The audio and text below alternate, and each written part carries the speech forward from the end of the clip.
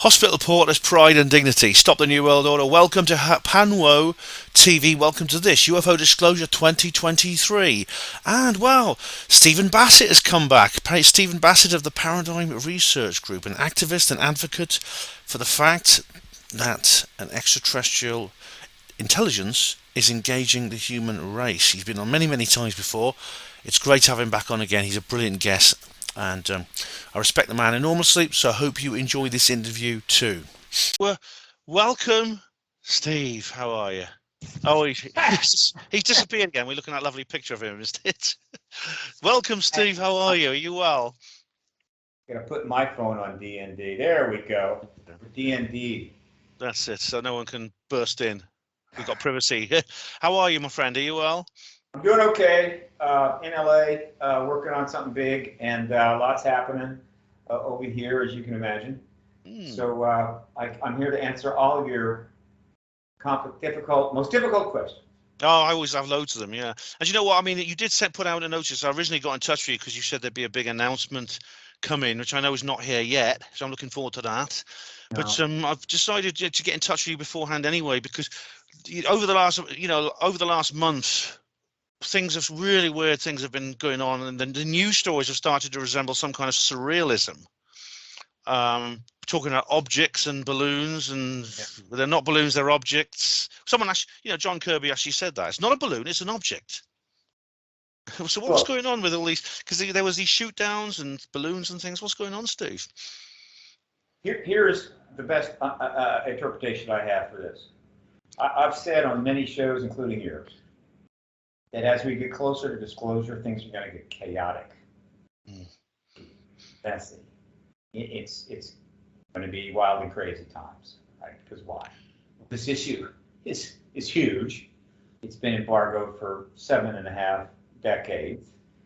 There's all kinds of people's, how would you say, interest and perhaps careers or whatever the hell involved here, whether you're a politician or a journalist or a member of the Air Force, the DoD. I mean, this is not something that everybody's just going to go, okay, let's get it done. Let's all move along. It's going to be a mess, and it is. So what's happened in the last 5 years since this big story broke in the New York Times that popped the balloon, there may turn out to be some serious flaws in that basic story that came forward. But there were a couple, yeah. Yeah, but it doesn't matter.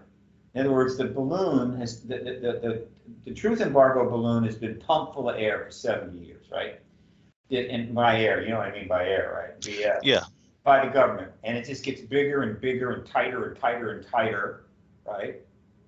And then something had to pop it. Well, that's what popped it.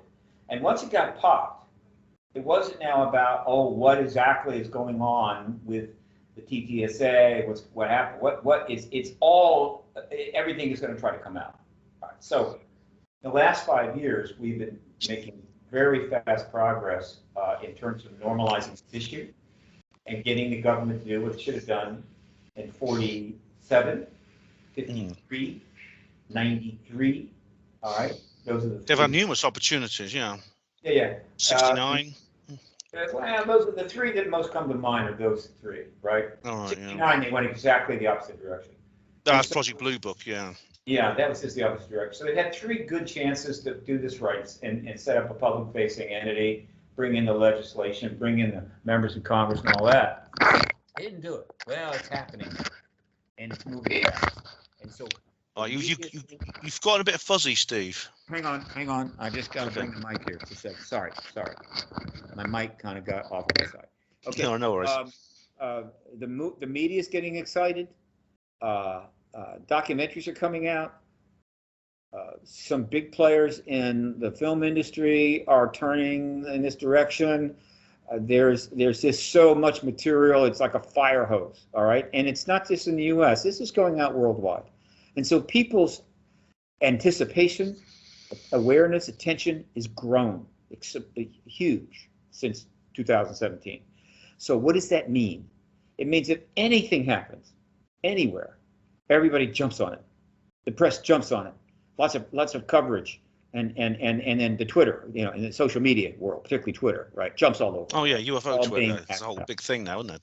Sure, it's anything that happens. And the one that amuses me lately is the really bizarre cloud that turned up over Turkey. It's called the tunnel cloud. I have another name for it, but the point is that this is a pretty bizarre cloud, but it's a cloud. But oh no, got to cover that. All kinds of articles about it, referring to it as like a UFO or whatever, and calling into what is this, what is that. Again, it was a cloud. So you've got this hyper vigilance developing within the public.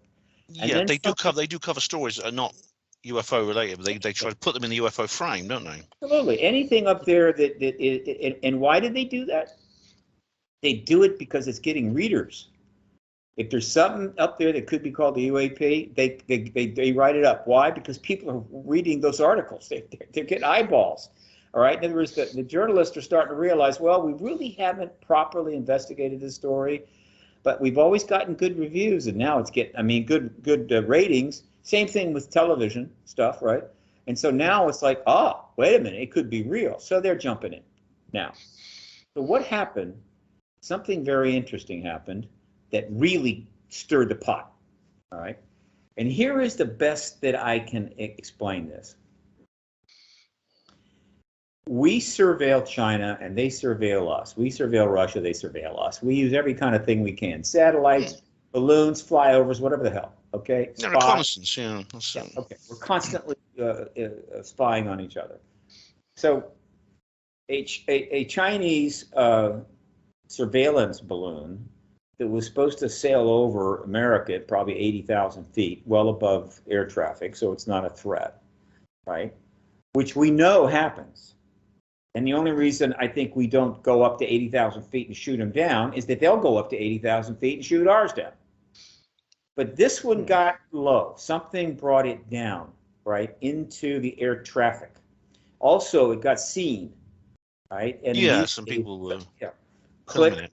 Right, took a shot, whatever, could be a pilot, I don't know what the hell, people, and suddenly it's a thing. Suddenly the government is confronted with the fact that a Chinese surveillance balloon is cruising across the United States, kind of starting up north, Canada, then starts up with Alaska, that's US, into Canada, and then it's heading in to the 48 states. You see the problem that this creates for the White House? Think about it. Well, yeah, what are you going to do? Are you going to say, well, look, these things fly over all the time, but this one is a little bit too low, but we're just going to watch it carefully and let it sail on into the Atlantic and, and go on with our life? That's not politically sound. That's not going to work.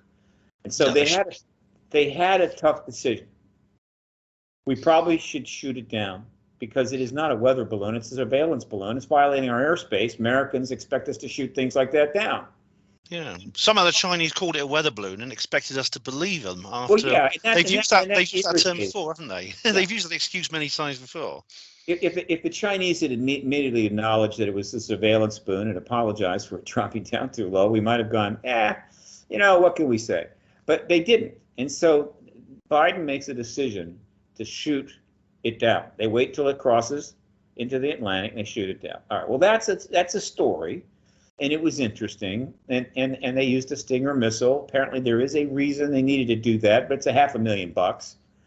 And these days, again, everything is covered thoroughly, and so. But the reason, Steve, I'll tell you what the reason is.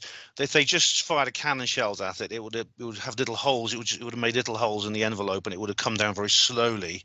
They wanted it to fall down straight away while it was over shallow water because they knew it would sink.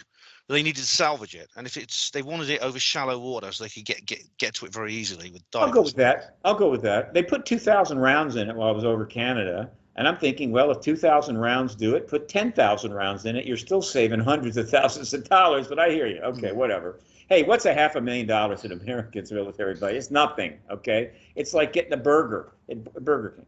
So then things start to get interesting.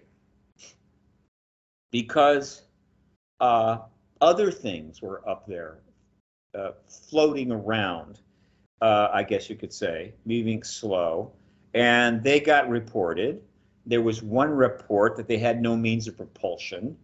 Okay, that got our attention. Of course, if something's hanging from a balloon, it doesn't. It sort of has a means of propulsion, but if you leave Well, the it has a means of balloon out, lift. It has a means of lift, not propulsion. yeah, If it had a means of propulsion, it would be an airship, not a balloon. Like the Chinese thing had a limited engine on it. yeah, no means of propulsion. But I don't think that was the mistake. I mean, everybody knows that balloons move and the thing is going to travel. But when they say no means of propulsion, they're saying the thing is an object, right? That's not a lifting object, but it has no means of propulsion. You know what that is? That's a UAP, isn't it? Yeah, So they didn't identify it, so technically yes, it's a yeah, so it's a UAP. but again, they didn't mention the balloon part, so that No, created a stir. Eventually, I believe it was confirmed that there was some balloon attached. Now, what these things were, we're not sure. It could have been a civilian thing, and it could have been a smaller surveillance balloon. There's starting to be a lot of rumors that there are much smaller versions of these balloons that China has been running over here, which were not getting picked up by our radar. But when the radar was upgraded some time ago, we could start picking them up, which raises the question, well, why in the hell haven't we been picking up? So I'm not sure about that. well, But whatever. President Biden said it was. He said it was a private recreational, probably had origins private recreational, and there was a picture of a guy claiming he's holding like a big silver envelope saying, well, it was me. But the thing is, though, there's actually some independent confirmation of this. There's a man who really may well go down in history. He's an oil worker. He's up in Alaska on the North Slopes by the Beaufort Sea. He's been filming the military activity over 3 days and putting them on TikTok. He's called Backcountry Alaska on YouTube. And his videos show basically the U.S. Air Force commandeering the local air base, the local airfield at a place called Dead Horse, odd name. And over the sea is frozen over. I don't know what it is now, but it was frozen over last month. It always is that time of year. There were planes landing, taking off, transport planes, helicopters, high altitude reconnaissance aircraft. This went on for 3 days. So the idea this is some kind of like glorified party balloon doesn't really quite match there. I think Well, Biden might have got certainly that wrong. not the one over Alaska. Now let's be fairly precise. Correlation does not necessarily mean causation. There could be other reasons why they were active. That base was active and putting planes up that had nothing to do with that balloon. But it's worth Could be a noting. coincidence. Yeah, could be a coincidence. But the idea that some kids are putting up something north of Alaska over Prudhoe Bay, no. So this was probably another surveillance type balloon. Could have been large, whatever. He shot that down. Then the one over Lake Huron, it's a little more confusing. But let's just say that the one thing seemed clear, that the United States government was caught by surprise. What I saw was confusion and panic and misstatements and so forth. They did not see this coming. So I ruled out right away that the U.S. government has cooked up something in order to distract us or create confusion or anything like that. No, Yeah, not at all. there's a lot of reasons why it wasn't that. Yeah. And so there was a time before the internet, before this issue was as red hot as it is now, when this kind of stuff would have happened, they'd have gone up, they'd have shot it down, nobody would have known the wiser, and everybody would continue to be safe and comfy in the U.S. while our national defense protected us. But those days are over. And so it created this kind of mess. That's about it, all right? So for me, ultimately, I don't really much care what was shot down, frankly, or whether they get the wreckage, though they oughta. What I noted, and what's important to me, is that the government got a clear message that when something happens, we are all over it, all right? We've got people doing high-level, high-technology analysis, just regular civilians. They have access to software. They're studying reports, charts. They're looking at weather pattern, whatever happens. This is not 1950s. This isn't the 1960s where somebody reports it to MUFON or NICAP or something, or takes a fuzzy photograph. This is 2023. And whatever happens, there is enough skill in the public domain. They will figure it out and they will parse it down to the last pixel. And I think that's just a message to the government. Guys and gals, as you move forward, apparently with intent to pass legislation, to set up working groups, to start providing information, classified reports to Congress, you better mean it. This better not be some charade. And you better not decide down the line, why don't we just drop this? The people won't notice. So that's the most important thing that came out of what I call the balloon fiasco. Yeah, I at one point I thought they were just going to drop it. A few months ago, I was thinking this was being memory hold, and they were just going to try and move on and forget about it. Richard Dolan was saying this too, and Bryce Zabel said this, and Ross Coulthart. But then it all kicks off again. Every time I think this is going away, it's enter stage left, another situation. Well, look, the ETs can launch the situation anytime they want to. All they got to do is get seen, get a pretty decent sighting. Those are still being reported too, I assure you. There's still stuff coming in all the time in different ways from different sectors. There's recently some coverage from the air, I think maybe satellite, over in the Middle East, could have been near Baghdad, where they're seeing a cylinder that's turning up. They don't know what that is. That's going to get scrutinized, right? Again, the message I want to give to the public is, look, the whole idea that some of the phenomena that have been seen for 75 years are not human is established. It's fact. Not only has it been proven in the citizen science research area, right, which has also included a lot of pretty decent scientists too, Hynek, McDonald, and many others, okay? Gary Nolan now, he's like a Nobel Prize. It's a fact. It's just a freaking fact, okay? So that means that now the issue is being taken seriously. So do we have to run everything down? I mean, does everything that turn up, we have to, oh my God, in order to confirm the extraterrestrial hypothesis, we have got to confirm that thing was not human, or it was normal. In other words, no, we don't have to do that. Right? I mean, if we know, we know, but this idea that we have to focus on this and focus on that, because if somehow a UAP appears and we don't figure out whether it's not ours or something else, that somehow the whole process stops. No, it doesn't. There's been hundreds of thousands, if not millions of sightings, certainly hundreds of thousands reported for 75 years. So let's focus on the most important thing that's happening now.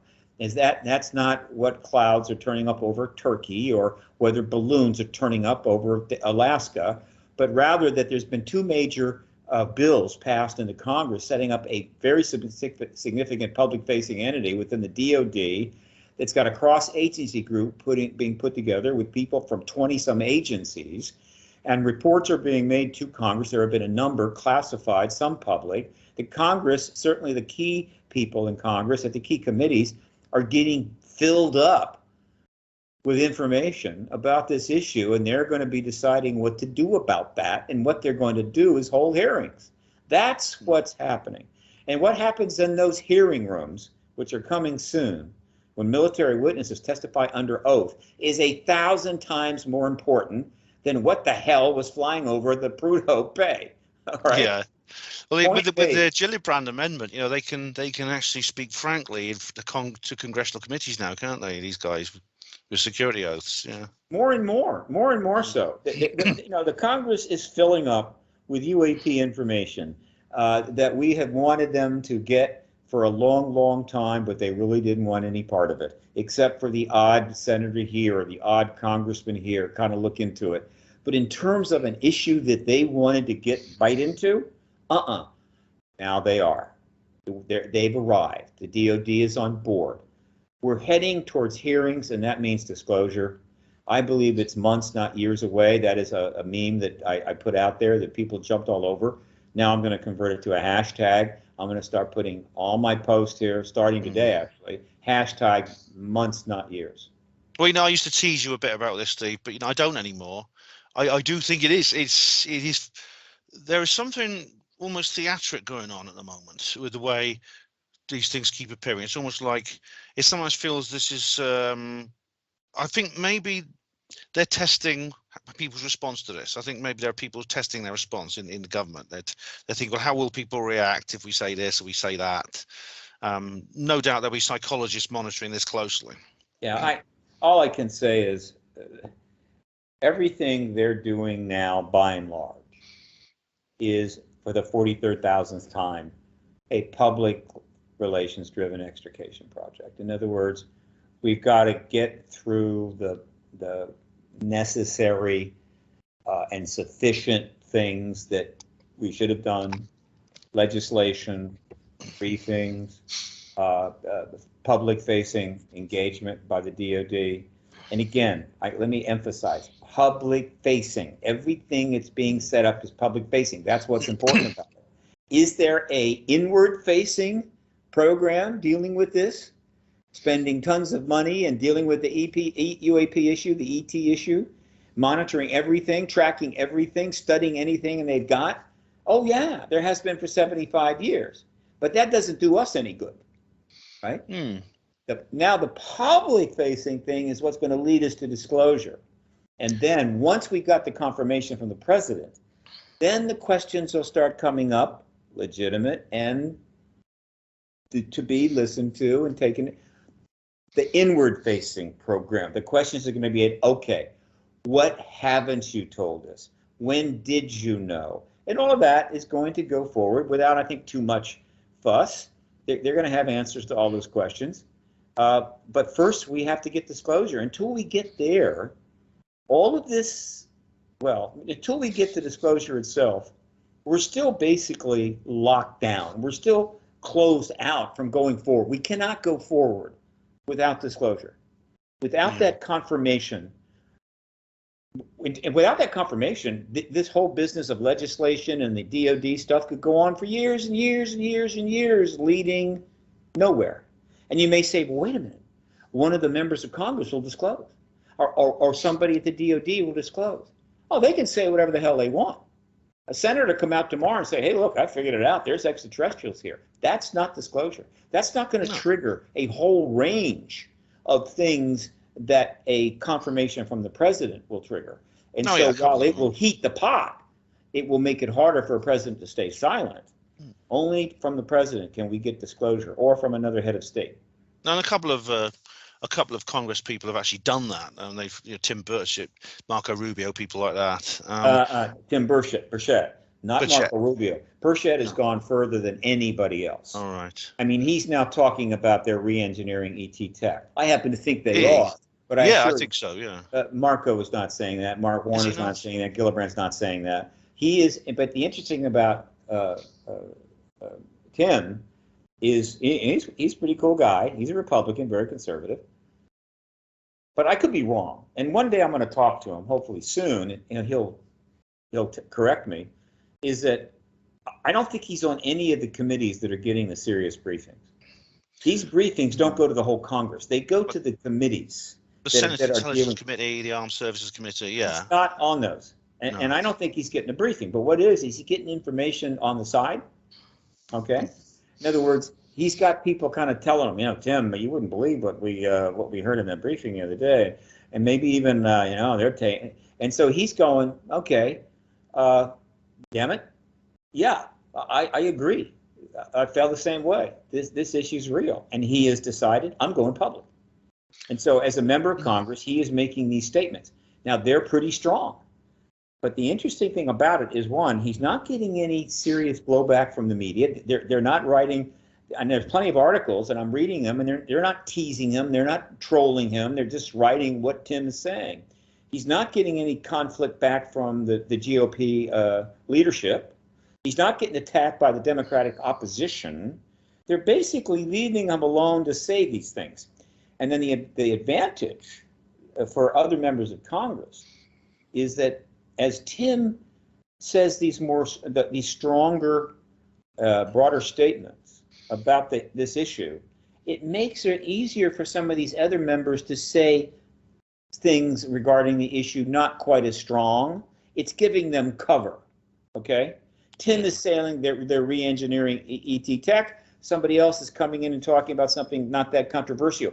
And so he's kind of creating a cover for him. I don't think it's intentional, right? But if Tim can say that, others can say something not quite that. Now, if a couple more members, whether they're on one of the key committees like Intel, Armed Services, National Security, if a couple more members come out and start mirroring what Bassett is saying, then what that says is that enough of this is filtering into the larger Congress of the United States, 535 members, 435 in the House, 100 in the Senate, that they are starting to conclude that this is now in play and I'm not going to be left behind. And that just confirms again the truth embargo cannot withstand that.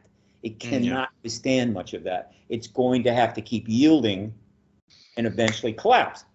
But the yielding needs to be organized. It needs to be sensible. And what's the method of yielding? Bring in the witnesses, put them under oath, ask them the good questions, get those questions answered with hundreds of millions of people watching television. That's how you yield. Yeah. And there's already been a public hearing. I mean, if it was last year, there was tiny little hearing. It was, there was Brian Moultrie and they were Scott Bray. It was Scott an hors d'oeuvre. It was a single hors d'oeuvre before the big meal. Right? Right? You see how many viewing figures it's got, though, Steve, compared to the other videos on the channel. It's like millions of views. Look, as I've said, I haven't said it on your show, but for your listeners and viewers, we have confirmation that substantial number of witnesses are being pre-interviewed by AARO, the All Domain Anomaly Resolution Office. All right, that's the office. That's the working group. Yeah. Okay, they're interviewing, including Bob Salas and other nuclear weapon tampering witnesses. These testimonies, which have been out there for years, including affidavits. I've got a pile of those affidavits in my office. Right? I met Bob Salas. His story's amazing. Yeah. Yeah, but he's not the only one. No. And so I've got a pile of affidavits of these SAC base officers testifying to these extraordinary instances where the missiles were shut down. These are the ones they're interviewing. When they launch these hearings, they're going to be bringing in the big guns. They're going to be bringing in the witnesses that, like, everybody's going to go, there's no way that person is not telling the truth. They're not going to bring in weak witnesses initially, right? If ever. Because if you bring in weak witnesses and they make everybody look bad, that's bad. Everybody loses. That's not going to happen. So these witnesses are being pre-interviewed. Now, have they been pre-interviewed by the congressional staff yet? I don't know, but it wouldn't surprise me if I learned that very soon. Oh yeah. We've actually talked to some of the committee staffs, right? Once that's done, once those pre-interviews are done, there is nothing to stop them, or nothing really more need to be done to bring them into Washington, put them in a hotel, bring them down to the Capitol, sit them in a chair, and start the hearings. So that's how quickly things could go. It'd be like the citizen hearing that happened a few years ago. I remember. Can't believe that was 10 years ago, Steve. I know. The citizen hearing. I do not look one day older. That's an amazing thing. Check it out. I haven't aged 1 year. I swear to God. Well, actually, I'm gonna dye this. I'm gonna dye this light brown. So let me do that. It's a fait accompli for me, unfortunately. Yeah, that is added, but I'm gonna fix that. No problem. Yeah. So the well, I find it interesting that some people, like on the inside. I mean, the best example is Lou Elizondo. They are like officials. They were officials within the defense establishment who have essentially quit to rough it as civilian ufologists. Is this because do they see the writing on the wall? Do they think that's the best place to be when what's happening? Speaking in general, I assure you they did not want to become civilian ufologists. They don't want to be ufologists at all. And in fact, I don't like the term anymore. I don't want to use it. I don't use it. I know, yes. It doesn't describe what people are. They're researchers, they're activists, they're journalists, they're documentarians, okay? And their issue is unidentified aerial phenomena. But a lot of the people that came forward, there were 10 initially, are doing other stuff. They have their own things, right? They may or may not have doing some contract work with the government post-retired. They might have lost some contract work by getting involved in this, don't know, but they are doing other things. But also staying to this issue. But a couple of people are first and foremost, and the one that's most significant from my point of view as a political activist is Christopher Mellon. I think he is the one that if I'm a historian or an investigative journalist who's trying to find out as much as possible what has been happening on the Hill as regards legislation, and maybe even over to DoD, he is the one I would focus on. And that's my thoughts on that. He's very interesting, yeah. Have you heard his cousin John Warner as well? He's speaking out too. John Warner is a cousin. He has other views. He expresses them on the net. They're not in sync. He's part of the Mellon family. I think he has substantial wealth. But everything that I've seen and heard, I see him as a good man. I think he's straightforward. I believe his intent is good. He's intelligent in the way he presents things. Keisha, he gets a little hyperbolic. I'm not. And he like I said, countless others. Chris Mellon knows that that's an ET presence up there, or at minimum a non-human presence flying around and stuff, which opens the door for hyperdimensions and true time travel and all that kind of stuff. I'm not a fan of any of those. I like to keep it simple. Extraterrestrials, but non-human tech. That's enough, right? If humans didn't make that, I don't give a damn where they come from. That has to be disclosed. All right, yeah. period. I mean, okay. We may find out more afterwards. Where these things actually come from, but if they don't already other planets know. And they may already know. One of the things that people don't properly appreciate is that there have been hundreds of thousands of accounts submitted regarding contact events between humans and ETs. Right? Oh, God, yeah. Just like there have been hundreds, even more reports of phenomena in the sky. Right? Well, they go back to they go back to prehistoric times. I mean, they can't. Well, but just the modern era. Yeah, just the modern era. And so, guess what? There are a non-trivial number of people working in politics, on the Hill, staffers, top aides, maybe even some members, as well as members of the military who are contactees. I mean, think about that for a second. There must be, yeah. Okay, and so now, to what degree are they discussing it?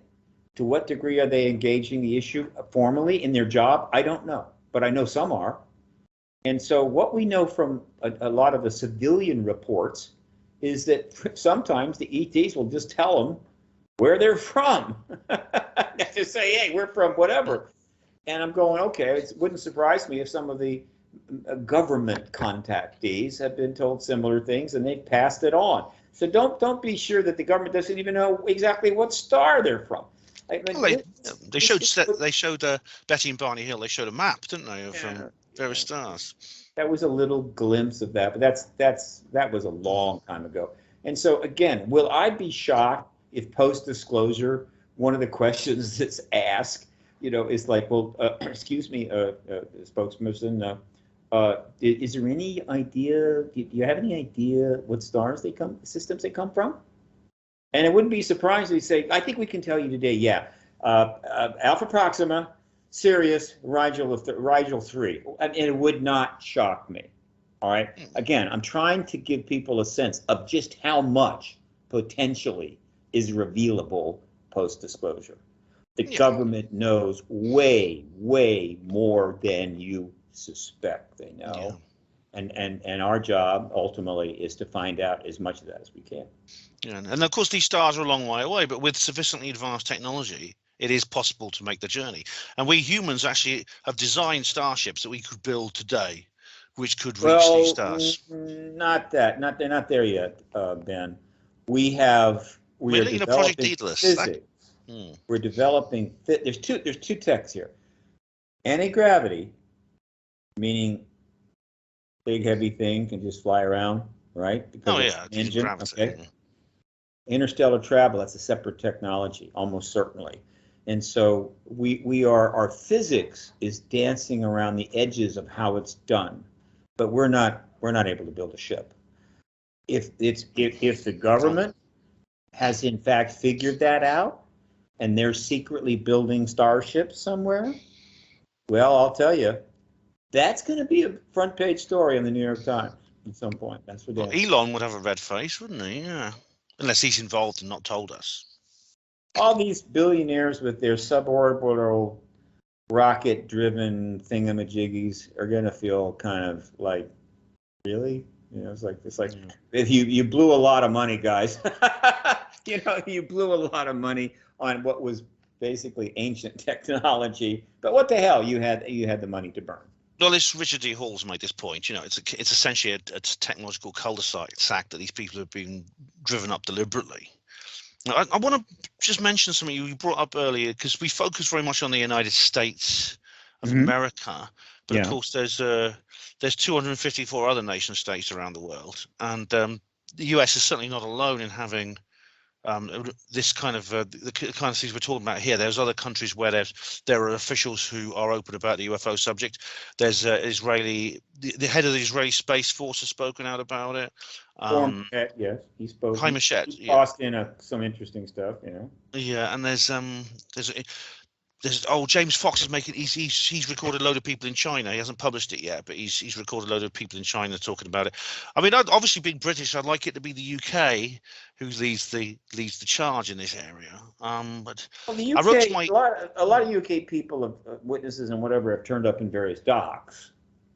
But the UK government's played it pretty tight, hasn't it? It's pretty much been Nick Pope, and that's it. Yeah, I mean, I wrote to my MP, and she just said, "Well, this is not something we have a policy on in my party, or the government, things like that." So I got a kind of blank stare and reply from my own MP about this, and that was years ago. I mean, maybe things are different now. I don't know.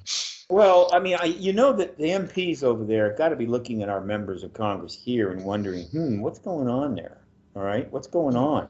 But given that there's no effort. There's no effort to get legislation from your parliament regarding the responsibilities of your defense department to take any actions. There's no real political cover. So no, we've in terms of like officials, you very often get people like Lord Hill Norton, he used to be chief of the defense staff, and it was only when he was in the House of Lords he started speaking out about these things. Sadly, he's long gone, but he was a guy. He was a World War II veteran, commanded a battleship. Sure. He was on the organising committee of NATO, things like that. He was a very, very highly placed man. Spoken openly about how serious the subject was. Spoke to Tim Good and things like that. But funnily enough, there's I went looking for UFO offices in London, and the only one I could find that was not within there was actually a UFO office in London. It's actually American. It's a weird. What do you mean place. a UFO office? I don't understand. Oh, what was it? I found a place in Soho Square, which apparently is being run. It was a place run by. Where's the details? Being run by. I'm just looking up my notes now. Soho. I went there with Colin Wolford. Are we talking about a government entity or a civilian? Here we are, London American UFO Centre, 7 Soho Square, a modest stripped Art Deco. Yeah, an article revealed that in 2009, the Ministry of Defence announced the closure of AS2. Okay, just one sec. Now there was an American thing. Yeah, there was apparently Ministry of Defence announced the closure. The UFO. This desk had a major here we are. The desk had a major. This is the UFO desk. Nick Pope's old thing had a major foreign intelligence sharing role, which our American allies were keen to maintain. They therefore moved into 7 Soho Square and ran their own UFO research unit from there.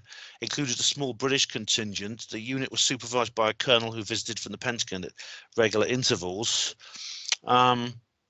There's a pressure from a similar unit. Let me just send you the link, Steve. Sorry about this. I didn't know the subject. So let's sum this up. You're saying that after Nick eventually leaves that desk, And at some point, the desk is closed, but then they reopen somewhere else under somebody else. Somebody else is kind of running it Yes, or whatever. apparently it was an American mission that was basically working with the UFO desk at the time beforehand, and they hired this room basically in Soho Square, which is very grand. It's a very sort of posh part of West London, quite close to the shops and theatres and things. And Colin and I went to it. We rang on the doorbell, but we got no answer. I think they've moved out now. When did that become known? I wasn't aware of that. When An did that article become known? it was an article in 2016. Really? Yeah, Well, that I just kind of discovered flew it. below the radar. That Yeah. just didn't register. It's interesting. So essentially, they continued it for a while, Yeah. and then they closed it because ultimately, look, the UK, which has its own problems, obviously, is our number one ally. All right, let's face it. It's our number one ally, always has been, and not just a number one ally, but it's our number one connection to NATO, or rather, our number one connection to NATO in Europe. Okay, and so the UK simply has never had much desire or felt it was appropriate or wise to step on our rain on our parade, step in the way. Let the U.S. go on, make the decisions on this. Let them decide how this is going to play out. We know there's a phenomenon is non-human. We've seen it, tracked it with the whole 9 yards. I mean, we do have to run a country here after all. There have been some events in this country, not Rendlesham to say the least. Yeah. But in terms of pushing the action, no. So it doesn't surprise me that all of this is happening now in the U.S. Congress, involving the U.S. DoD, Department of Defense. The UK does not see any upside in trying to reinvent the wheel over there. What will happen, however, if Biden finally confirms the ET presence, watch how fast the UK steps in and goes, yep, that is in fact the case. And we also know quite a bit, but of course we had it was classified for the national security reasons. But yeah, we got some things to tell you. So like we're holding a press conference. Y'all come down, right? You know, we're not potted plants here. We have Air Forces too, and they will get on that train pretty quickly. Oh, they will, yeah. I mean, there's been some major recent incidents. There was one in South Wales a few years ago involving a large landed craft and stuff like this. I mean, there's loads of Tons of evidence. sightings in the UK. Not to mention the fact how many thousands of crop circles have been put down in your fields. Yeah, The last umpteen years. Don't forget that. Right? You think Doug and Dave were doing it from the grave? I don't think so. Oh, so, of course, exactly. So it's like UK is a role, but as you can see, they clearly are not going to get serious. Once in a while, somebody like Lord Hill Norton, but a long time ago, steps into it. We had the same thing here going back years. A particular individual, somewhat high, kind of raises their hand. But that's not what's happening now. We're way past that. There's always been someone willing, but when they did it, it's not like the press just rushed in and all of a sudden they're making things happen. No, the truth embargo is pretty tight, and it could withstand. It was a cultural thing. You know, it was a cultural thing. We've talked about enculturated, institutionalized. Yeah. So whether it was Mitchell, Gordon Cooper, or Edgar Mitchell, or the name of the senator escapes me right now, or Philip Corso, or Steve Schiff, or the odd people, or even the president of the United States, Bill Clinton, who decided to maybe poke at the bear. Was that when he said Ryan from Belfast? Was that speech? Yeah, Ryan. That was interesting, wasn't it? Yeah. Yeah, and overall, the truth embargo, no problem. Handle it quite well. That is not the case now. No. Yeah. So, what other countries could be involved in this? Is all of Europe the same? Are France ahead of us with their Cometa report and things like that? Well, the Cometa report was a long time ago. It hasn't been followed up, but it was there. They kind of poked the bear there a little bit, right? No question. But as you know, they didn't want it to go published in the U.S. They kind of contained it, right? But finally let a magazine do it. I mean, all these countries. I mean, I'm sure there's a lot of some incentive and pressure within a number of countries to like, why aren't we doing something and why don't we get involved? I get it. So something pops up once in a while. But every country that has a sophisticated air force, I assure you, is pretty aware of this phenomenon. No, they must be, yeah, because they're the ones who detect it all the time, yeah. Yeah, and they're tracking and everything else. So it's coming down to the U.S. Russia is preoccupied. China is definitely preoccupied. All the NATO countries are preoccupied. South America is very interested and is doing some interesting things, but it just doesn't have the gravitas of other continents. I'm sorry, I don't mean to insult anybody down there. Africa, same way. All right. And so once you kind of scan the world here, in terms of the leader on ending the truth embargo, it's the U.S. The U.S. really started it. All right. The U.S. starts the truth embargo in 47, essentially, solidifies it in 53. The rest of the world was still catching up, primarily focused on how many atom bombs were being built and what was going to happen with that. We started this truth embargo, and it's only reasonable that we should end it. Yeah, it does seem like the United States, for whatever reason, has become the central hub of this incident. I mean, in Brazil, they were talking about how the Brazilian authorities essentially, when the Varginha incident happened in 1996, they essentially followed the US lead on that. They basically carried out the same policy, which there's the policy which started at Roswell or whenever it started, appears to have been mimicked across the world. There's no doubt about it. I think it I know of no exceptions. I think it's kind of understood against countries that are allied with the West, that if you get something, if a vehicle crashes, just FedEx it to us. I mean, unless you've got the money to build the underground facilities and the labs and re-engineer that puppy, turn it over to us, and we will be grateful. We will be grateful. There will be benefits to you. All right. And I think that's exactly what happens. Now, if something crashes in Russia or something like that turns up in China, not coming. We're not going to get it. And Russia and China cover a very substantial portion of the Earth land mass. And so the idea that there haven't been perhaps some crashes there in the early days, certainly very possible.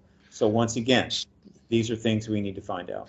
Yeah, I mean, it's pretty much certain. I know in Russia, particularly, there have been, for many years, there have been incidents like this when they have had their own. They've had their own secrecy there, especially during the Soviet era. Where that will go now, I don't know. I'm going back to Brazil briefly. There were some hearings last year.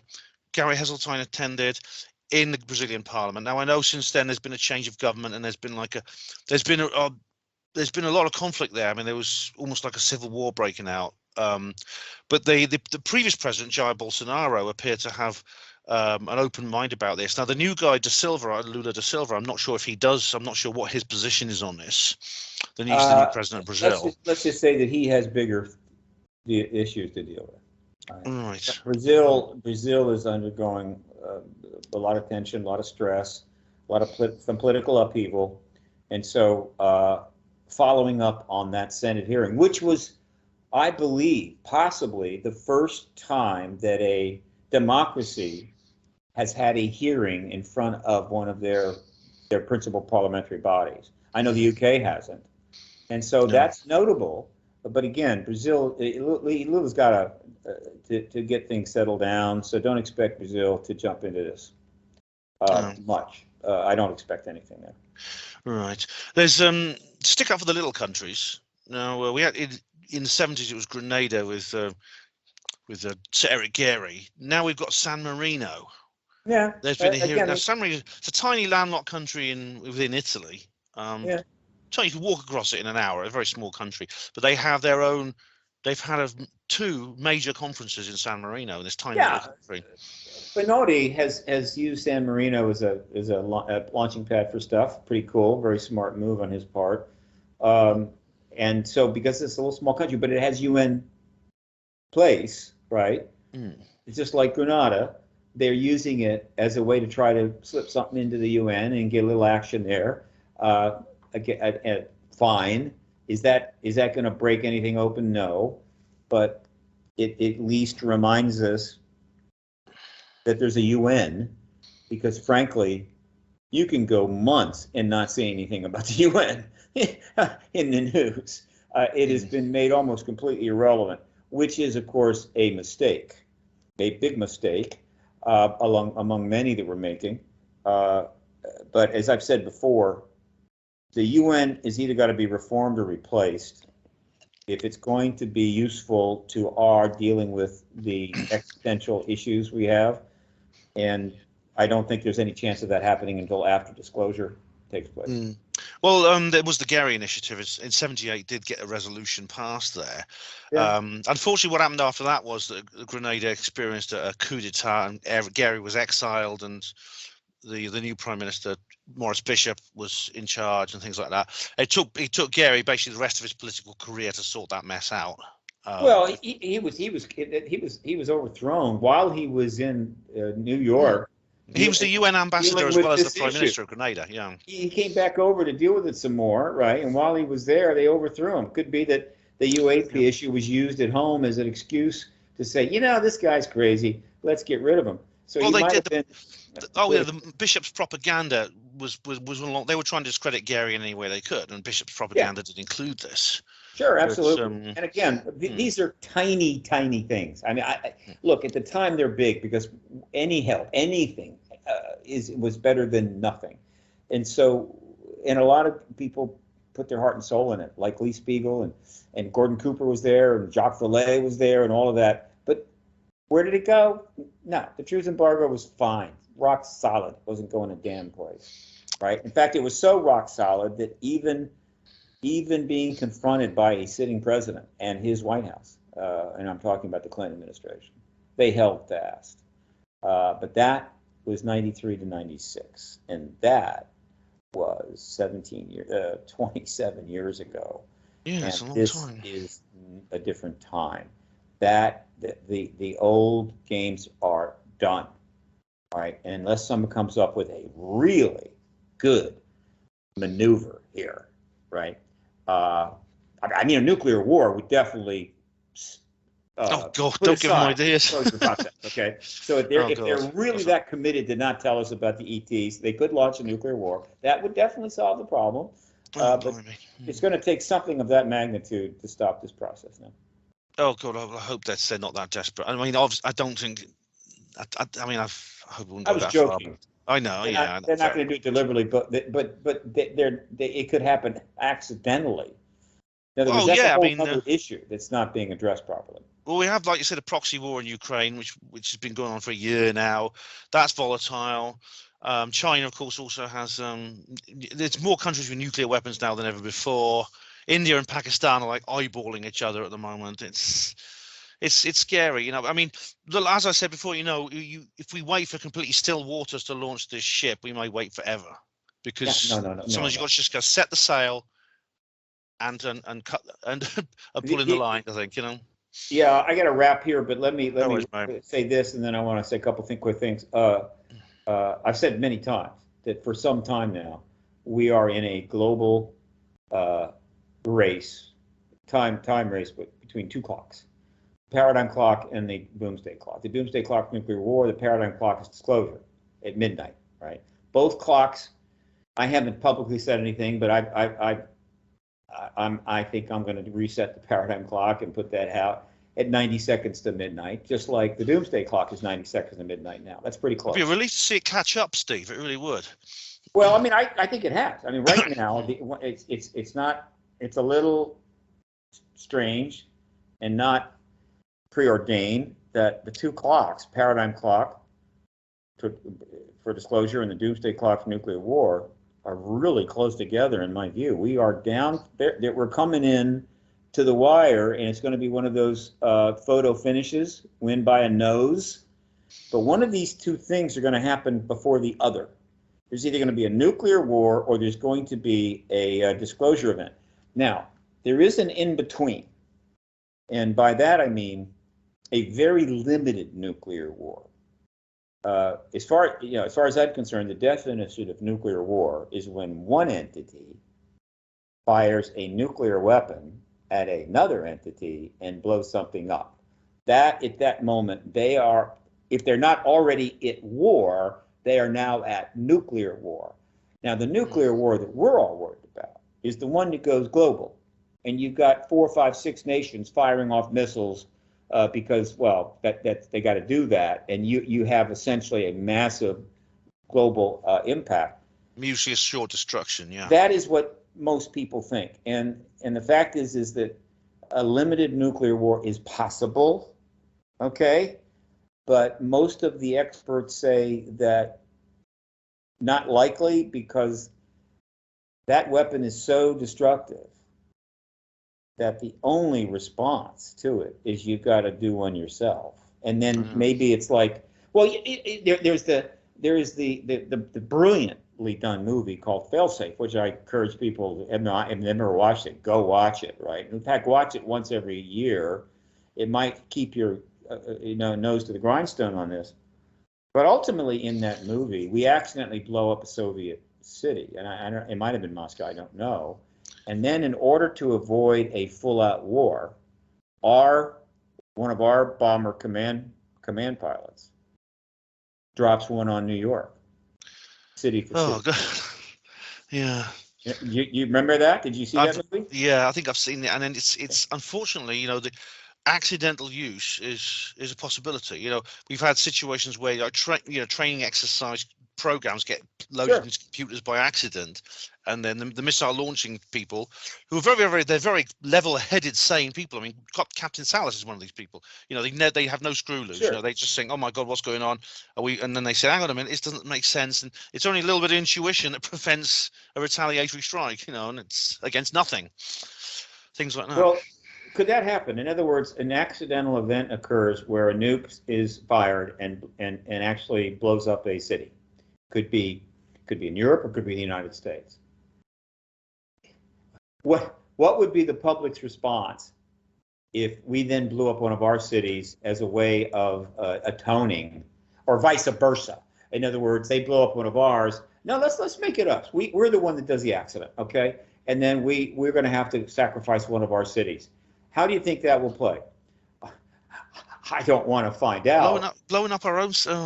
That's I mean, I suppose. Fail-safe. That's what the fail-safe. We accidentally just nuked a Soviet city, and before a full-out war could begin, one of our own pilots agreed to, and with an understanding with the Soviet premier, that we would sacrifice New York. So we traded New York for, I think, Moscow or something in that film. And then, the implication was no full-out war. Most of the analysts say that is not going to happen. It's just forget about it, right? It'd be a horrible dilemma, but yeah. A tactical nuke mistake, or even a deliberate tactical nuke by, say, Russia in the Ukraine, where they throw one over and take out a substantial portion of the Ukrainian army. What happens then? Well, Ukraine doesn't have any nuclear weapons, as far as we know, probably doesn't. But obviously, we could give them one, or a tactical nuke shell, or whatever, and then Ukraine can fire one. Okay. If we haven't already done it in secret, So, again, would that be containable? Would it be like, oh, you did one, now we did one? Now the Russians may say, well, okay, fine, now we're even. Now we're going to do another one. I don't know. I don't want to find out. I know. And I hope people agree with me. You don't want to find out. And so unless you've got a plan to fully start de-escalating the nuclear threat, reestablish the arms limitation treaties, and start reducing these weapons until you get down to a couple of hundred, then something else had better happen pretty quickly, and it needs to be disclosure. That's the candidate. That's what's on the table right now. Nobody else has got anything on the table. Right? That would change everything. It really would. Like you said, when you talk about about the Jericho and things like that, it would change everything. Yeah. All right. No, look, I got a zip, but let me wrap up with this. For your audience. Go ahead. I've got some conferences coming up. There's two. Well, I want to mention I'm going to be speaking in San Francisco. If anybody's watching this from that area, there is a next weekend. UFO Con is a nice little conference near the San Francisco hotel. Find it at UFOCon2023.com. I'm going to be speaking there. It'll be the first time I've spoken really in front of an audience in quite a while. But on June 2-4, a major conference is being held in near Palm Springs, California, Indian Wells. This is the Contact in the Desert event. Ah, yes. It goes back a long year. It's had thousands. It's had events with a couple thousand people. That conference is being held at a time that could be very significant, meaning we may have already had hearing in the Congress by the time that event takes place, or while it's happening. June 2-4. It's going to be a very substantial number of people there. There's already 50 speakers. This could be a major event. The level of intensity could be huge.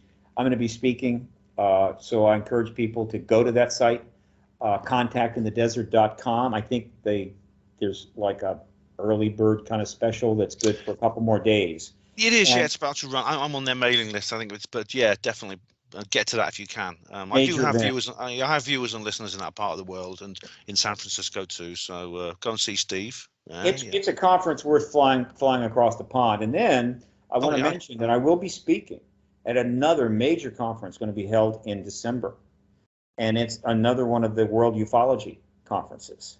Right. Cool.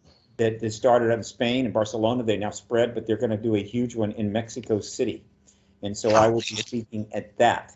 And Lord knows what's going to happen between now and then. So I just want to let people know. And then PRG is involved in something large that hopefully is going to be announced soon, but not yet, because it's in what they call in Los Angeles development hell. All right. All right. And if you can't handle development hell, don't get in the content making business. You know what I'm saying? Yeah. Well, I'm looking forward to what that is, Steve. I mean, we were saying about this announcement that's coming. I got the T-shirt ready. You can see it there. So. Nice. Now, I got who made that one there ready. See the little flying saucer there. It's actually Ryan Robbins. You know, he's a post-disclosure world on YouTube. Good. UFO Jesus, as he's known. I'm never going to be selling disclosure T-shirts. It's just not what I do. But I invite everybody else to start making those puppies up, because there's money to be made there, folks. Yeah. Right? Oh. Well, all right. Steve, thanks very much, Steve. It's good to talk to you. Take care. Always been. And see you again soon. I look forward to coming to the UK. It's only a matter of time. Can't wait. All the best, mate. Bye-bye. Thanks. And so that was the one, the only, Mr. Stephen Bassett. Thank you very much, Steve, for coming back on to Panwo TV. Great to interview you again. That conversation, though, was not what I expected. I hadn't expected Steve to be so uninterested in the week of the objects. In fact, if anything, he appears to regard it as somewhat irrelevant. He focused instead on other issues. Well, that's fair enough. I mean, it's his take on it, and that's what I wanted him on Panwo TV for. Whether that's reasonable or not, I don't know. Maybe I think probably there's more to the objects than Steve makes out, or what he says that they are.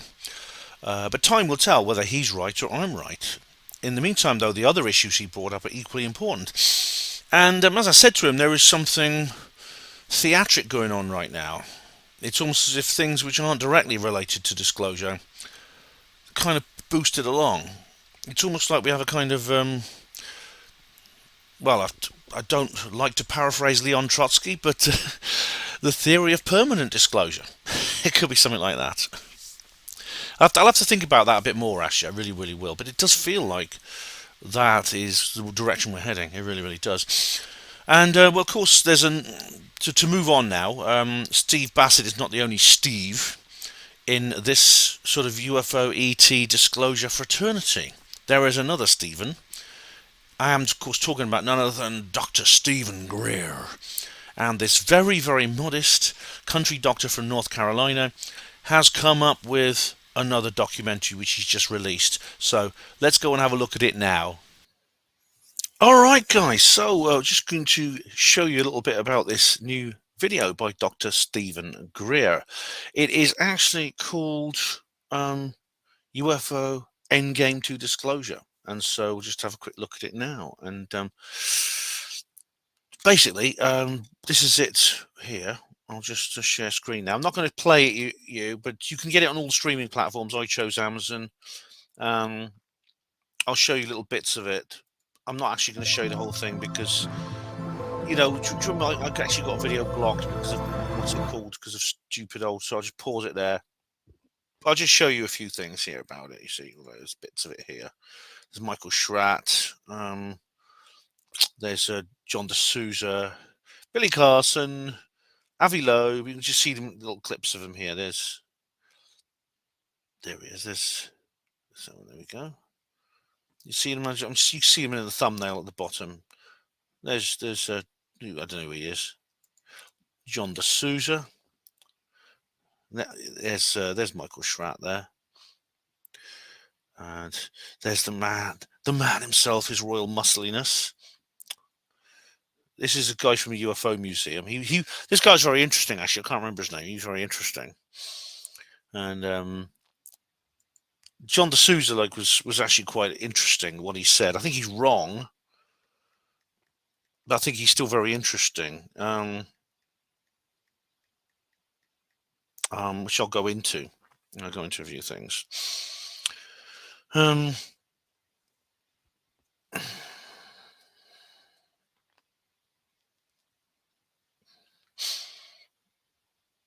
Now, let's just see what else we got here to show you, just little bits and pieces. See, most of the video, of course, is Greer himself, Dr. Greer himself. This is the centerpiece of the video, is basically Monsieur Greer himself, just like wearing an assortment of very tight-fitting shirts, like the one you see here. You know, so there you go. That's nearly all of it. That's nearly most of the film, actually. The end credits are good because they have like, let me show you the end credits. They're quite clever, actually, because they have like, okay, get on with it, Greer. I chose this on Amazon, but I think you can get it almost anywhere. You see, look, you have like, there we are, image. This is the redacted UAPTF report, isn't it? And they've incorporated it into the end credits, which I quite like. There you are.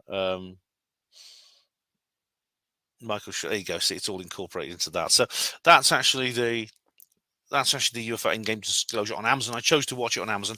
I've actually submitted a review on Amazon. You can check it out for yourself. Which is worth. Oh no, it doesn't really make any difference. It's on YouTube. It's on Vimeo. It's iTunes. All the main streaming sites you can get it on. I don't know if the price is any different. It cost a tenner on Amazon. It may be cheaper elsewhere.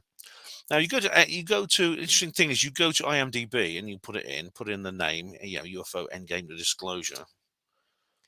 It doesn't have it, which is interesting. It doesn't have an IMDb page yet. It's got a lot of other things that look quite interesting, actually, such as old Coast to Coast shows here, Best of Coast to Coast AM, which is quite cool. But that's about it, really. I found another thing. Where was the other thing I found? Here we go.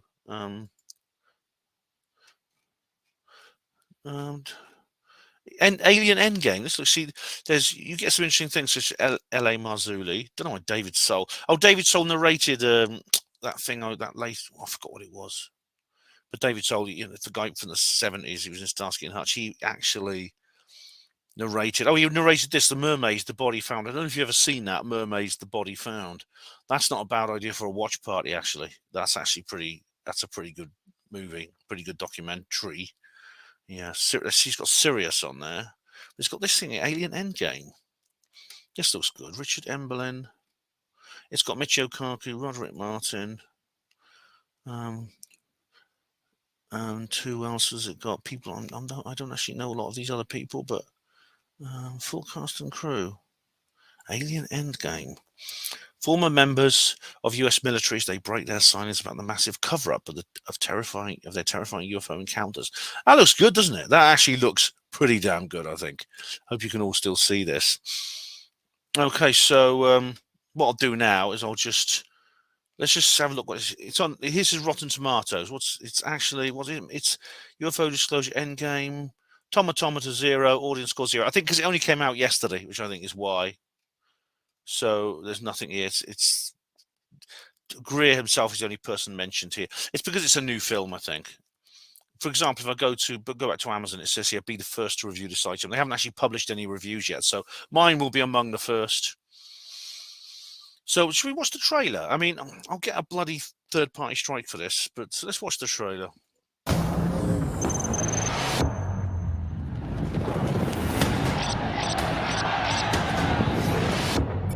Come on, get on with it, bloody man. I know, get an ad blocker, Ben. Yeah.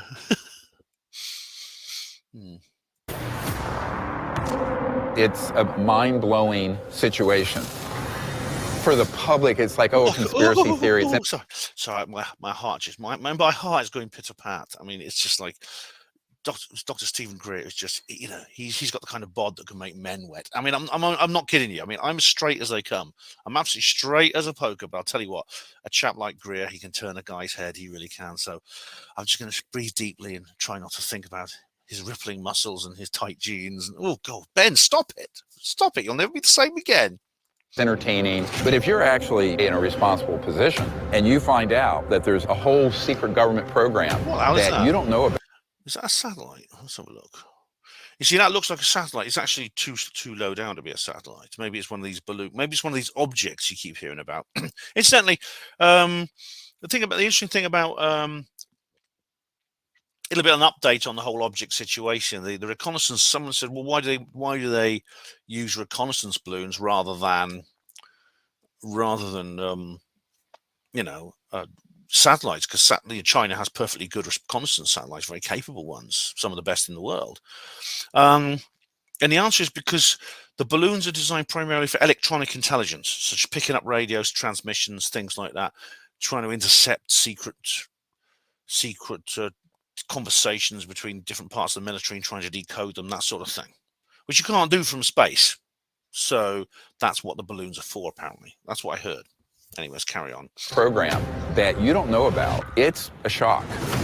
So, yeah, the centerpiece of this film is actually basically his royal Greerness, basically wandering around Washington, D.C. in these very tight-fitting shirts. He has this assortment of sort of revealing clothes that he walks around in. Now, that's typical of all his movies are like that. They show him more than anyone else. So that's just normal. I expected that. That's predictable. It's a shock. You may wonder what's Third Phase of the Moon doing involved in this. That's because Brent and Blake Cousins of Third Phase, they actually direct his movies. They've actually directed the last couple, I think. I think they did Cosmic Hoax, maybe the one before.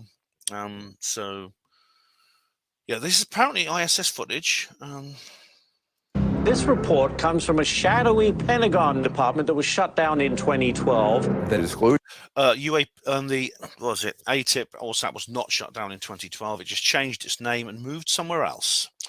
But now it's a shame they got like the Batman balloon thing. That's actually one of the weakest images. This one here is one of the weakest images actually of UFOs around at the moment. So it's maybe why this one is highlighted so much. That object there appears to be some kind of party balloon. It looks overinflated because it's so high up, but that's probably all it is. Someone has actually found a party balloon that looks like that. It's a Batman themed party balloon. Yeah.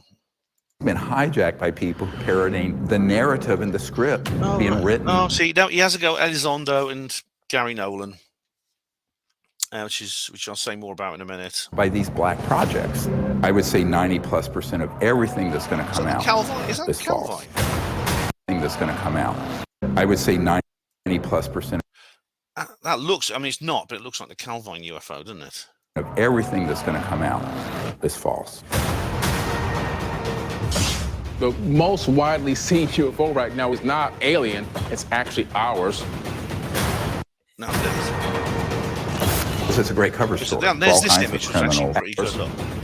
This is a very good piece of footage. You have what looks like a TR-3B hovering low above a forest. Now, I don't know if you've seen the whole one, but it's actually, if it's faked, it's very, very good because you see it through the tree branches. On the tree branches, I don't find the original now. You can find it yourself, but it appears to be very, very carefully, very well positioned behind the tree branches. So there doesn't seem to be any layering errors. That is, if it was artificial, you may get a couple of mistakes, like the tree branch appears to go behind the object, that kind of thing.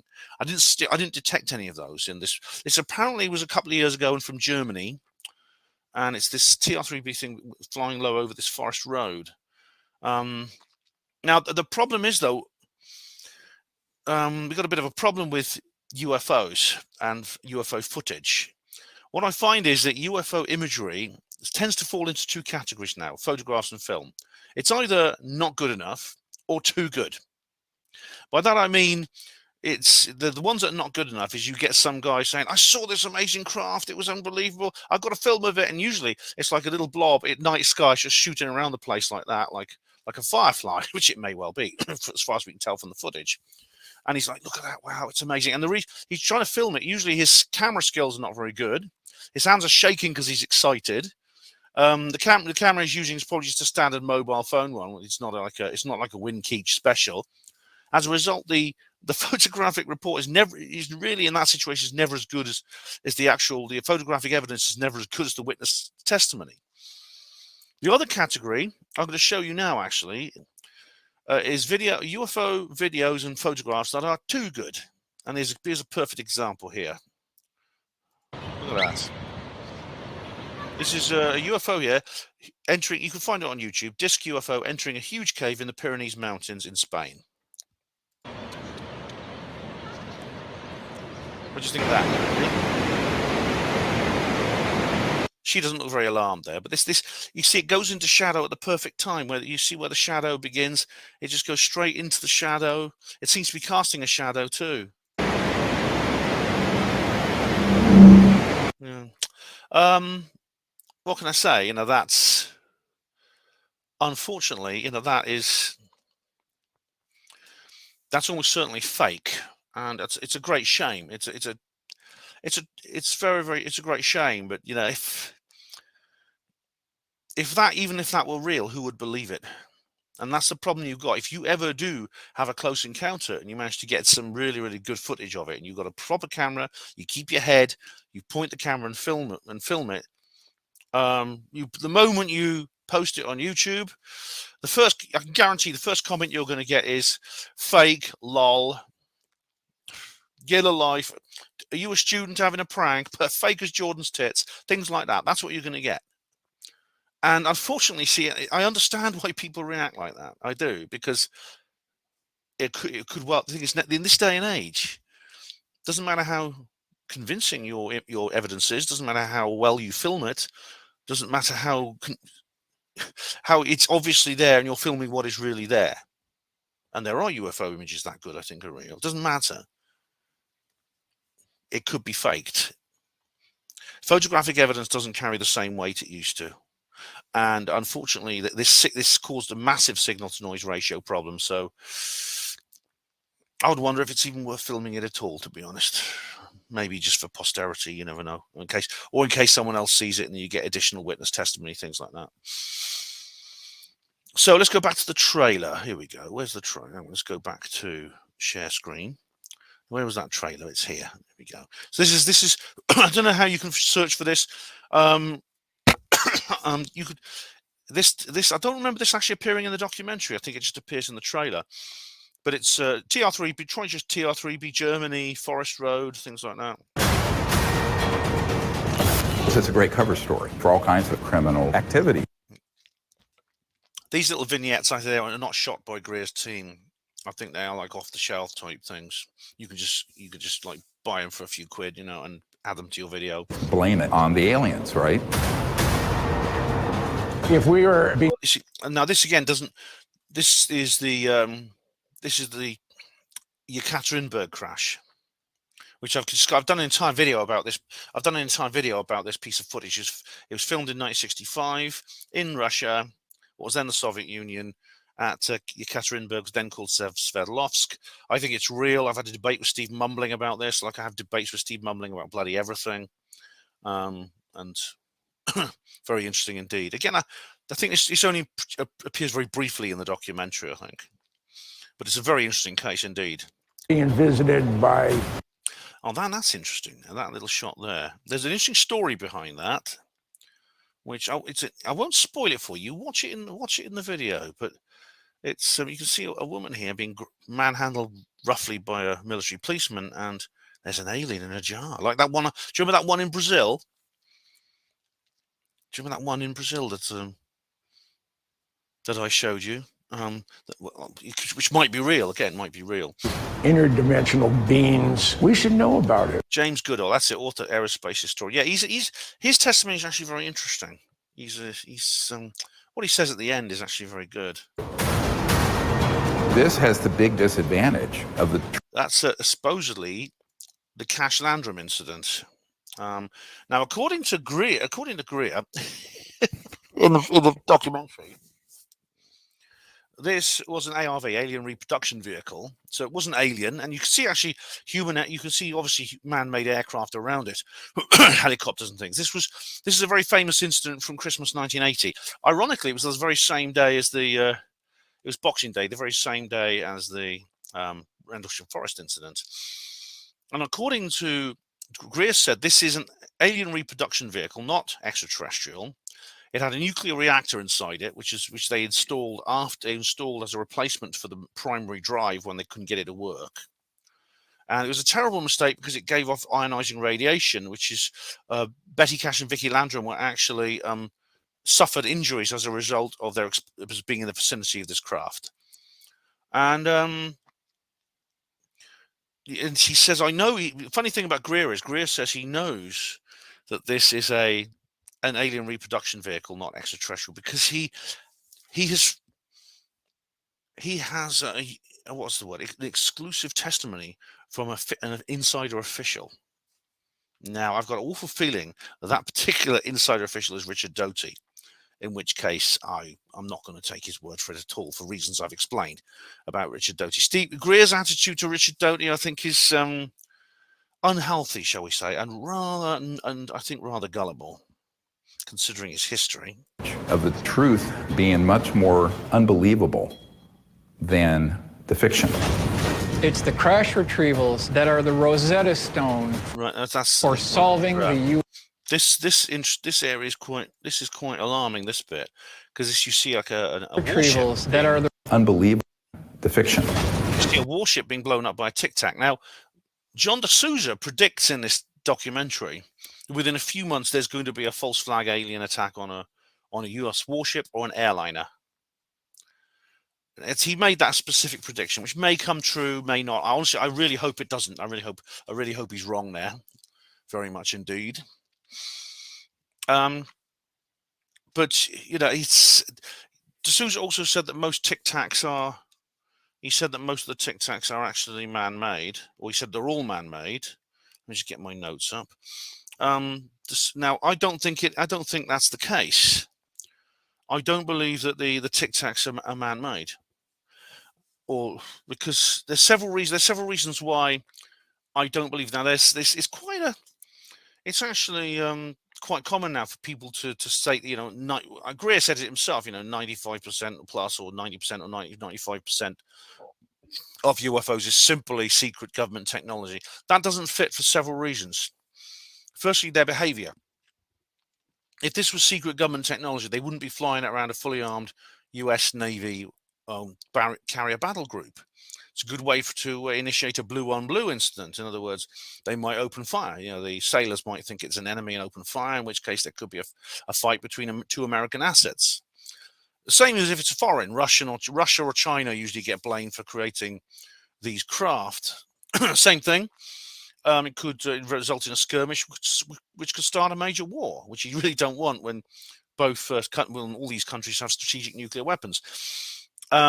And another reason, it's not just behavior that I doubt this idea that 95% of UFOs are alien reproduction vehicles or anti-gravity spacecraft. Another reason is their antiquity. They go back a long way. There are reports from World War II, which are very similar to the ones that are coming out today from military pilots, the Foo Fighters. There's reports from before World War II, from the early 1930s, with these ghost rockets in Scandinavia, as Klaas Svan has discussed in great detail. You've got to ask yourself now, if these are our own anti-gravity spacecraft, we must have invented them before we invented piston engine airplanes. which doesn't make sense. Doesn't make sense at all. How am I doing?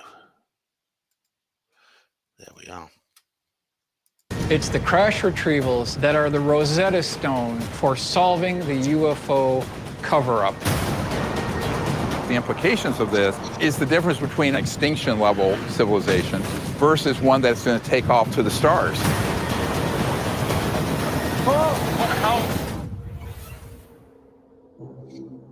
There you go.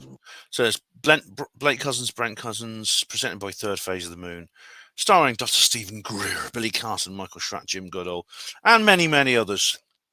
So there you go. It's worth watching, I think. But no more of that ads. Okay, so really, I mean, what can I say? It's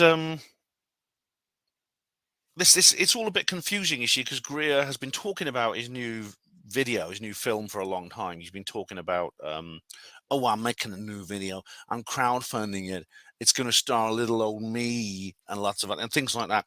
The thing is, the film he's talking about, the documentary he refers to, he calls it, it's going to be called The Lost Century. The Lost Century.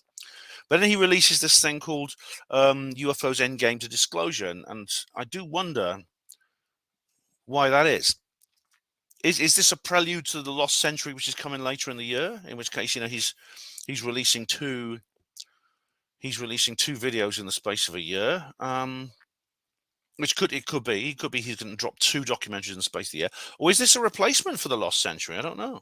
I mean, so it's all a bit confusing now, you know, because he's always going on about this prospective new documentary he's planning. Now, Greer's documentaries have been criticised. They've been criticised quite thoroughly in for many reasons. Some people say they're rather unoriginal, they're rather repetitive, and I don't know if that's entirely fair. I mean, maybe they've got a point. I mean, the thing about it is they're designed to be self-contained. His documentaries are all designed to be. He sort of aims them all at beginners. So no previous knowledge is assumed, which means they do reiterate the same points an awful lot. They're rather, in that way, they're rather like David Icke's books, because everyone complains that David Icke's books are very repetitive and they tend to be they tend to just go over the same material over and over again in a slightly different style. I would actually say that even though I don't think that's quite a fair criticism, I think it's long overdue that Greer produces something different, something that is aimed at least towards, at least I'd say, someone with intermediate knowledge rather than a beginner, someone who's slightly initiated into this sort of thing already, like myself, who's a little bit more sophisticated. Yeah. And once I can't help noticing, and I mean, of course, I'd be joking about how the centerpiece of this entire thing is Greer himself. His physical presence is always the center of everything he does. I mean, in Sirius, he was sitting there in his tight jeans with his legs spread and things like that. He always does this, and it's always very predictable. But the general theme is, you know, ET disclosure is this issue that completely and utterly revolves around Dr. Stephen Greer himself. He is the whole process in his own way, and any upstart who comes along and says, actually, no, Dr. Greer, this isn't all about you. This is a lot of people involved in this, and you're just one of them. Anyone who does that, oh, they're a shill, they're insider, they're working for the CIA, spreading disinformation, you know, which I think may be the real reason for his antipathy to Lou Elizondo, personally. But I must say, there's some interesting interviews in this. Congressman Tim Burchett, who's a real hero when it comes to UAP transparency, he's the guy who's actually spoken openly in the media.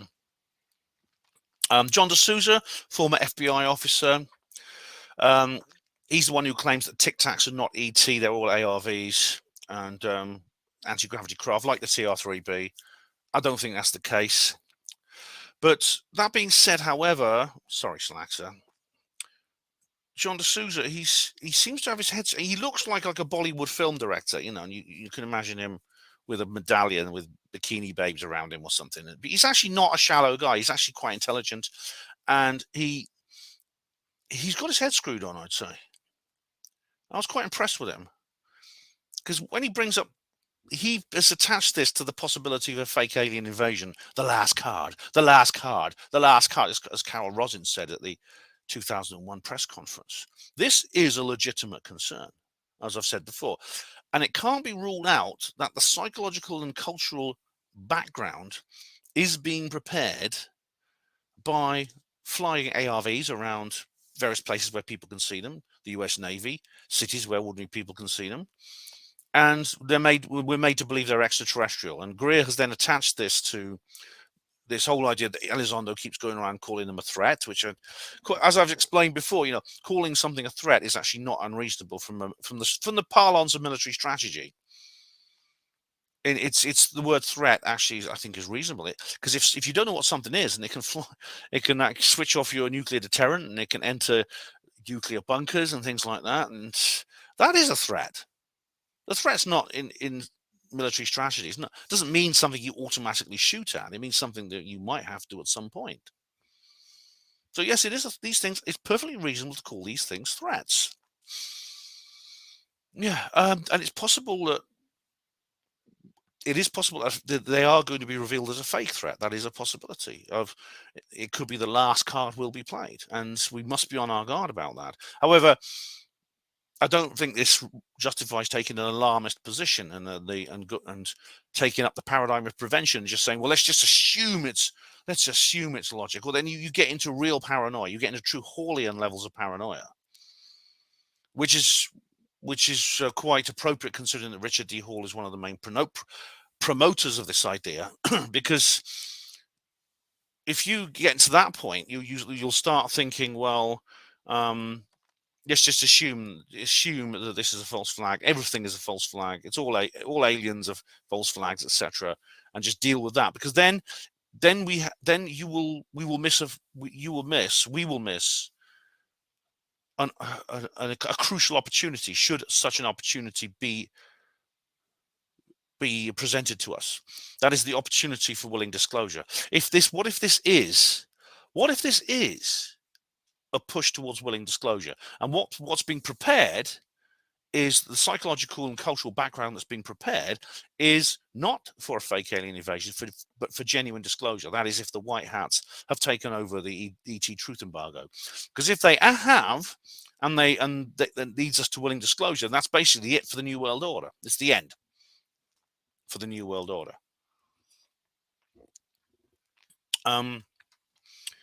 Now, Billy Carson believes that the global order is being prepared for war in space. I remember, because I saw Billy live at, he was at the conference in Blackpool. If you see my video, A Streetcar Named Stargate, I talk about that in there. And Greer thinks Trump's Space Force is all about that. Again, I'm not so sure about that. But he did say something very interesting, which I actually found out myself a couple of years ago. If I've still got it here. Hang on. Let's have a look. I'm just looking through my notes here, my little noties. And well, basically, what it is maybe I can't find it. I don't know. No, I can't seem to find it here. Sure, it's here somewhere. Wrote about it on her Panama Voice, I'm sure. It's a very interesting case. It's the kind of thing I would have written about. And is this another bit of is this the Mandela effect again? I hope not. I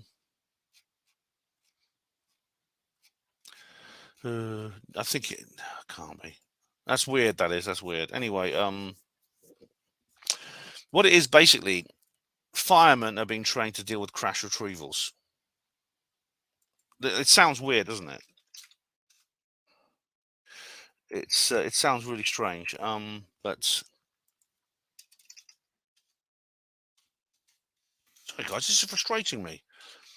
Something a bit annoying here, but I swore I wrote a bloody article about this, about firemen being trained to deal with crash retrievals. It may have been part of another article. Anyway, I'm not going to find it now. I'm not going to find it now, but it did come out at one point that firemen were in some of the fire stations, some of the handbooks and training manuals and things like that had included dealing with UFO crash retrievals, which I think is very odd, especially since on the national curriculum now, teachers are teaching children to deal with crash retrievals at schools. I mean, I've covered that in a previous video, I'm sure. I think as I make so many videos, I've forgotten what's in them. But if that's the case, then you've got to ask yourself the question, why? Michael Schratt was in it. Michael Schratt's an interesting guy. He focuses on the ARVs and things like that. And he mentions this incident at the Pentagon, which, again, I will not spoil. It's the one about the woman who sees the alien in the jar. You saw a little drawing of it. But it happened in 1951 at the Pentagon, which is not long after the building was completed. And the story is similar to that one in Brazil I told you about. Now, Greer gets a lot wrong, and I don't hesitate to call him out on that. I mean, his attitude to alien abduction, he believes alien abduction is just a psychological fraud, similar to the use of ARVs to fool people into thinking things are aliens.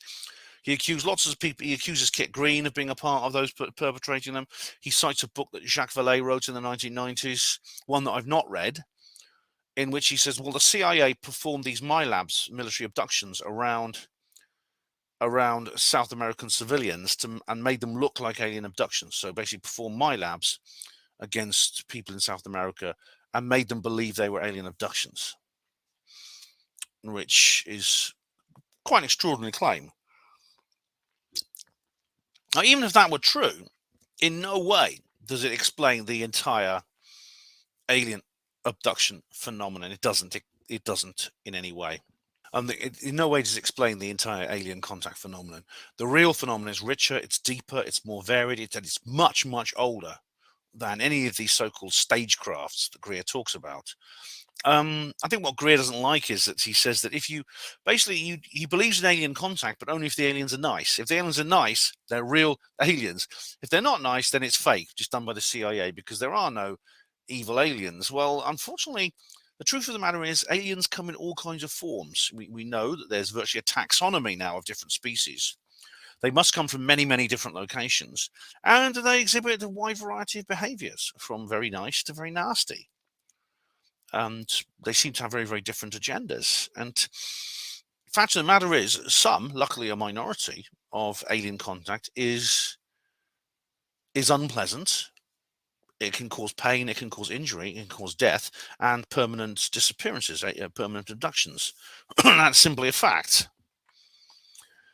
Michael Schratt says something very similar about crash retrievals. He says that whenever an ARV crashes, or one of these man-made anti-gravity craft like the TR-3B, you don't just get like a cover-up where the police seal off the area and they just take away the wreckage. Excuse me. The whole affair is positively set up to make it look like an ET craft. They put out dummies that look like dead aliens and things like that. And he says it's to confuse the issue. It's to bury the secret even deeper. It's to confuse the whole thing. Now, I've discussed this before. I consider that very unlikely. Now, this is not really a very original idea. It's actually quite fashionable right now. And this is it is that UFOs, aliens, Roswell-type crash retrievals, it's all a kind of engineered neo-mythology created by intelligence agencies as psychological warfare to launder more down-to-earth covert projects. But it's implausible because if you think just how easily and badly it could backfire. For example, well, the theory is that maybe Bob Lazar was put out there, right? Because Area 51 is a secret base and they don't want anyone to know about it and they want to keep people's attention drawn away from it. They put out Bob Lazar, and Bob Lazar will deflect people's attention away from Area 51. Hasn't worked very well, has it? And that's what you call backfiring. Drawing somebody's attention towards something with the ultimate objective of deflecting it away. It's a very risky gambit. It's like imagine a bank robber. You know, I've used this analogy before. Two bank robbers rob a bank. One goes and buries his stash in the woods, doesn't tell anyone. He goes away, makes a note of where the tree is, which he buries it under, and just goes away, never tells anyone. The other bank robber, he puts on a striped jersey and mask over his face and a cloth cap, and he carries a bag with swag written on it. And he jumps up and down on top of his buried stash. And every time a police car drives past, he goes, "Excuse me, Mr. Policeman, excuse me, just over here. Can you look over here a minute? Okay. Just let you know, there's no money from a bank robbery buried underneath me. Okay. Just some unicorn bones." Yes, somebody surely will work out what's going on. And there's a brief clip of Mike Rupert in it, and I'm not sure exactly how it fits in, but it's quite poignant to watch that, considering what happened to him, considering what he did. But yeah, it's sad. But he's at a press conference and he's speaking in front of the audience. And then near the end of the film, the subject of drama comes up. And I mean, I'm not going to go into details about this. You just can't get away from this stuff. I mean, I moaned before about people, the backslappers and people like that, and I'm not going to moan about them again. I'm sure they'll have a lot to say about this particular film. Apparently, it's well known that Lou Elizondo and Greer don't get on. And I've told you why I think that is. And I think it's... as I said, I think Greer doesn't like the idea that disclosure is not all about him. Greer has been quite nasty to Danny Sheehan, I think. Now, Danny Sheehan, of course, has acted for Lou Elizondo. And in the Cosmic Hoax video, if you remember the Cosmic Hoax, which is his free video he put on, it was July the 4th, 2021, I think. He put this documentary up. And he basically, within it was what I think is a veiled threat leveled at Danny Sheehan, which means basically, you either stop acting for Lou Elizondo or I'm going to turn against you as well. And Danny Sheehan has been a very loyal advocate and has been of Greer and has been Dr. Stephen Greer's solicitor now for over 30 years. But that doesn't matter, I think. It doesn't matter. And we're on the subject of the Cosmic Hoax. I'd like to bring up the issue of that photo. Let me just find it for you. That photo. Do you remember the photo? The famous photo of an alien. Now, Greer, see, in the Cosmic Hoax, a new photo of an alien came about. Now, do you remember it? I'll just show it to you just in case you haven't seen it. A portal called the UFO Disclosure Portal, which has everything to do with UFO disclosure on it in a list of links, especially a link tree. As you can imagine, it's quite a long one. It is a very long one. All right, this is interesting. Look, this is the YouTube copy of this, the Cosmic Hoax and Expose. The following content has been identified by the YouTube community as inappropriate or offensive to some audiences. Oh my goodness me! I understand and wish to proceed. Right, this is it, I think. President and vice president on a situation that completely spiraled out of their control. It's interesting. They had been lied to. There's Danny Sheehan. This is how people lose control of the narrative of what's going on here. Those of us in the CE5 community. To a foreign adversary, there would be an absolute outcry. And yet, the situation we're in... Both. He acknowledges that they are both extraterrestrial and ours. Now, this is not some UFO. Of disinformation. Oh, obviously, it's Elizondo, it's Tom DeLonge. Greer is having to go at all these people. He has to go at Jeremy Corbell. He literally slags off all of them. Basically, if you're into this UFO disclosure and you're not on his side, you are a shill. You're a CIA expert thing. And there's Elizondo with Tucker Carlson. No, Tucker Carlson is also labeled by this. Now, where's this photograph I'm looking for? I'm just looking for it. Where is it? Yeah, you're either with him or you're against him. You're either. Where is it? It's here. I'm just trying to find the. To mainstream media outlets would be open for her. Anything that can operate in impunity within our airspace, within restricted airspace. Reached out to Dr. Valet and asked him if we could publish the document in this film. He refused and tried to blame the producers of this film for his decision to not release it. Yeah, I mean, Leslie Kane as well. He has a go at. He has a go. Literally, you name them, Greer has a go at them. Now, this is the photo I was talking about here. This might be why it got that trigger warning from YouTube. we have here this photograph, which is really remarkable. Apparently, it's taken sometime in the 1920s. We have here what looks like an alien, which is probably about 7 or 8 feet tall. Looks like some creature about 7 or 8 feet tall, humanoid. And around, it's just this print here. You see, it's been folded and slightly. It looks like there's a burn mark on it, or it's been mouldy or something. Obviously, an old print. And you see these guys standing around. These guys in white coats, clearly like pathologists. That guy's got rubber gloves on. Another one there with aprons, like. But you also see guys in suits in the background, keeping an eye on what's going on. Now, the actual way this photo apparently came from somebody. It was handed to somebody or other. I can't remember exactly how Greer found this, but I was hoping there'd be some kind of update. I was hoping there'd be an update on this particular case, and there hasn't been, which is a shame.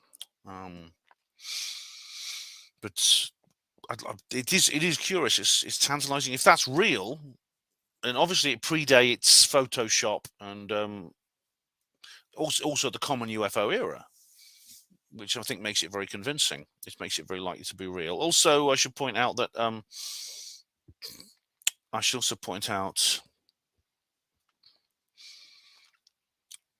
what was I going to say? Lost my train of thought. Yeah, it's probably the main, most important thing that they actually publish in that Cosmic Hoax video. I said the Cosmic Hoax also isn't all that original, but that is something new. It's something groundbreaking that Greer has discovered. And I was hoping there would be an update on that in UFO Endgame to Disclosure. Unfortunately, that photograph is not referred to at all in the entire documentary, which is a shame. It's a great shame. But, ladies and gentlemen, not to worry. I mean, I really wonder. I wonder if we're going to see this new film, The Lost Century, as well. It could be that what I've just seen is a prelude to that. It could be it's a replacement, and The Lost Century is not actually coming. So basically, mixed feelings as usual. Like of all of the other Dr. Stephen Greer documentaries, I've got mixed feelings about it. But anyway, watch it for yourself. See what you think. You can get it on all major streaming platforms, and so feel free to put in the comments section what you think about this particular documentary by the delectable Dr. Stephen Greer. Well, that there was Dr. Stephen Greer talking about his new film, UFO Endgame to Disclosure. Hope it's true. And, well, obviously there may be some updates for that as well. And there may be some other updates that I have to bring you as part of this series, UFO Disclosure 2023. In the meantime, my next video, I'm not sure what it's going to be. I'll try not to leave it as long as last time. I know it's like I had like a 2-week break. I was just a bit of a loose end. I didn't know what to make a video about. But I have to think of something. Well, there'll be things coming up. I can make videos about, and maybe do a live stream. I haven't done a live stream for a while, which would be nice. Of course, there's the watch parties. Now, the 2 watch parties I launched, I want to leave for a couple more months, give you guys a chance to read the books as well as watch the movies. So we'll do that. But in the meantime, I might be able to find another thing to do a watch party about, which should be cool. Maybe just a film, so it doesn't take so long. Anyway, I'm also planning on going away in a couple of weeks, so there'll be a reportage, and I think you're going to like it, and lots of other things coming up after that. So if you don't hear from me for a while, it doesn't mean it means I'm okay. I'm just making other videos and things. I'm just making not other videos. I'm doing other things apart from making videos. So yeah, just relax. I'm still around. You can follow me on social media, and you'll see me there. In the meantime, thank you to my guest Steve Bassett. Thank you all of you for watching. This has been Panwo TV UFO Disclosure 2023. Hospital Porters, Pride and Dignity. Stop the New World Order.